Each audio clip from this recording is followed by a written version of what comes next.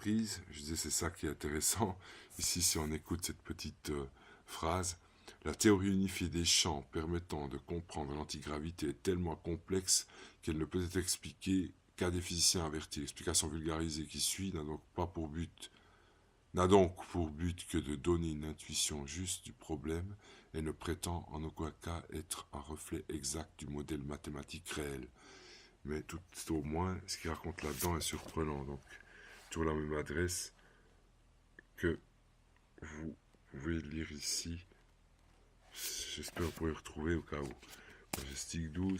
Jack Benveniste, qui est connu de Jean-Pierre Petit, qui est un ami de Jean-Pierre Petit, dont on a tronqué ou saboté un petit peu les recherches. Il a peut-être eu des difficultés après les titres des journalistes. La mémoire de l'eau. Ouais, l'eau, on peut bien enregistrer des données sur du scotch, hein, plein de données numériques.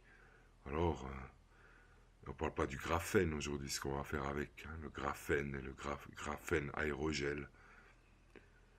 Alors, pauvre Benveniste, mort en 2004.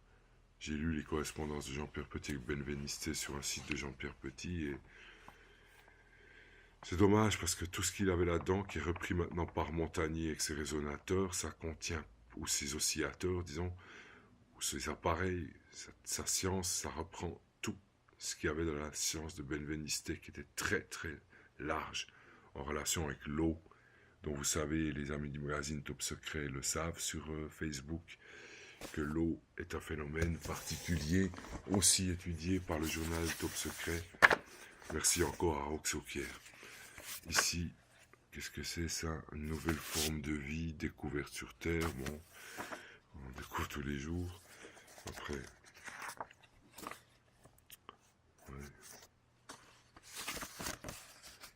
ouais. Les fameuses conférences qu'organisait ici Ryan Wood, dont je vous ai parlé du livre Magic, avec son organisation, qui s'appelle apparemment igc.org. Mais je crois qu'ils ont fait une pause dans leur conférence à un moment donné. Ils m'ont aussi demandé si je m'intéressais toujours à ces phénomènes UFO et compagnie. J'ai répondu plus tard oui, mais bon, il faut aussi manger les spaghettis. Hein. Ici, avec ces machines à rêver, les hommes remettent le cap sur Mars. Le nouveau quotidien. Une première sonde s'est envolée jeudi de Cap Canaveral. 2 autres missions sont prévues. D'ici à la fin de l'année, la planète rouge dévoilera-t-elle ses secrets? Ces voyages confirmeront-ils l'existence de formes primitives de vie sur son sol? Les enjeux d'une aventure passionnante. Alors ça fait toujours rire parce que à faire mousser, à faire la langue de bois, alors qu'en fait, probablement, toutes sortes de gens ou d'extraterrestres ou de missions secrètes sont là-bas, c'est dommage. Comme je vous parlais ici, si vous cherchez sur Wikipédia, Hélium 3, Hélium 4, hein, ce que je vous disais. Hélium 3 trucs cachés, machin, un chimiste vous dirait mieux ça que moi, j'ai oublié en partie, est un isotope non radioactif de l'hélium. Le noyau de l'hélium 3 est composé non seulement de 2 protons et un neutron, est composé de seulement 2 protons et un neutron. L'hélium 3 est très recherché pour la fusion nucléaire. Cet élément est rare sur Terre. Issu de l'épisode de la nucléosynthèse primordiale aux premières minutes de l'univers, il n'est pas produit par les étoiles. Il y est consommé comme le lithium, le beryllium et le bore. Il est présent dans les couches externes du Soleil, dont les éléments sont isolés des réactions de fusion du centre. Le vent solaire en envoie dans le restant du système solaire, repoussé par le champ magnétique terrestre. Son accumulation à la surface de la Lune est facilitée par l'absence d'atmosphère de notre satellite. Par conséquent, la Lune en détient en abondance. Les réserves estimées seraient de l'ordre du million de tonnes. Il est incorporé au régolithe ou enfui en faible profondeur de la surface. Lorsqu'on sait que 25 tonnes permettraient de satisfaire les besoins des États-Unis ou de l'Union européenne pendant une année, que cette énergie permettrait aux terriens de combler leurs besoins d'énergie pour des centaines d'années, cela incite les enthousiastes à y voir un moteur puissant à son exploitation. Vision qui néglige les possibilités de substitution par d'autres moyens plus économiques. En effet, une tonne d'hélium 3, je rappelle qu'il y a aussi l'hélium 4, vaut plusieurs milliards de dollars, faisant de cette ressource la seule digne d'intérêt commercial à la reconquête de notre satellite dans un avenir proche. La technologie pour exploiter cette ressource est encore balbutiante. Propriétés physiques, etc. Et là, nous sommes 22 septembre 2008. Donc, imaginons ce qu'ils ont fait maintenant. Peut-être ça va plus loin qu'on imagine. Ce qui m'étonne, c'est qu'on dise pas au public, oui, on va aller là-bas pour ça. Hein. Dommage, c'est nouveau l'hypocrisie, quoi. Qu'est-ce que c'est ça maintenant? Ah, anomalie électromagnétique au large de la côte de Floride. Des choses qui ont occupé aussi Monsieur Hatem. Oh, ça c'était juste, je crois, une impression de couverture au tout début que j'avais essayé de faire. Pardon. Ici des photos de Claude Nicolier, de Hubble, qu'il avait publié, qui était très belle. C'est donc, c'est quoi l'adresse, si je trouve ça a l'air d'être ça, mais ici en haut, je sais pas. Il faut voir vous-même. Ambidextrie toujours.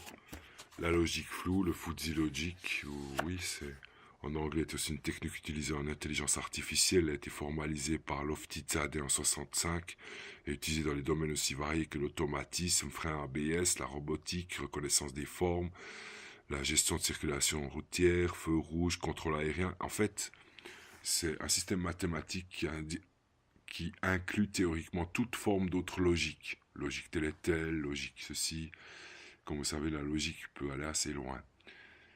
Bon, comme il y avait des physiciens à notre stand de 2012 pour le livre audio, je leur ai rappelé que les physiciens dits physiqueurs de Dürrenmatt, les physiciens se trouvent dans une clinique psychiatrique d'un point de vue de l'unité du temps et de l'espace et du lieu.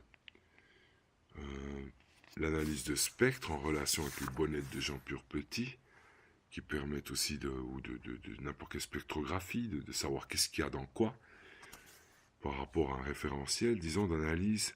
Qu'est-ce que c'est ça? Hein? C'est rien de spécial, c'était l'époque livre audio. Je sais pas pourquoi, d'ailleurs c'est là.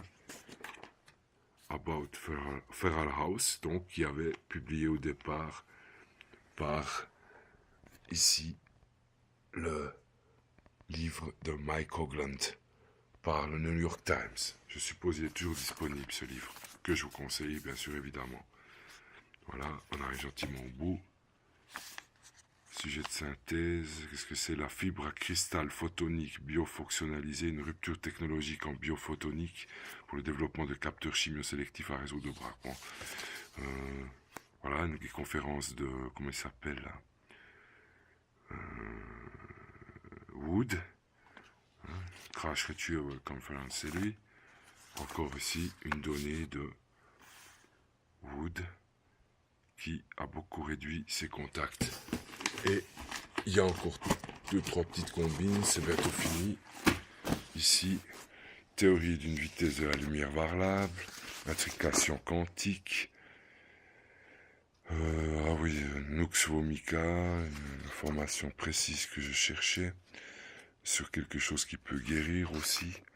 Bon, des données à l'époque pour essayer de comprendre donc l'homéopathie, assez spécial aussi. Diamant mandarin, un petit oiseau que j'ai eu une fois dans ma vie. Ils font des chants superbes, des couples en général, mâle-femelle. Le fond diffus cosmologique qu'on connaît. L'information sur le cancer à chercher absolument pour ceux qui savent bien faire avec ça. Des radiotélescopes portables, chose qui pourrait servir, on peut imaginer aussi dans quel cas. Les cellules photovoltaïques, je pense surtout aux cellules Gretzel qui imitent la photosynthèse des plantes qui ont été développées à l'EPFL de Lausanne. Oui, enfin l'EPFL, partout maintenant un peu en Suisse. Et les écoles sont partout dans le monde avec les online massive courses, les cours en ligne gratuits. Les données sur l'intelligence animale que j'ai utilisées pour mes livres. Une donnée sur le protoxyde d'azote, le gaz hilarant. Ok.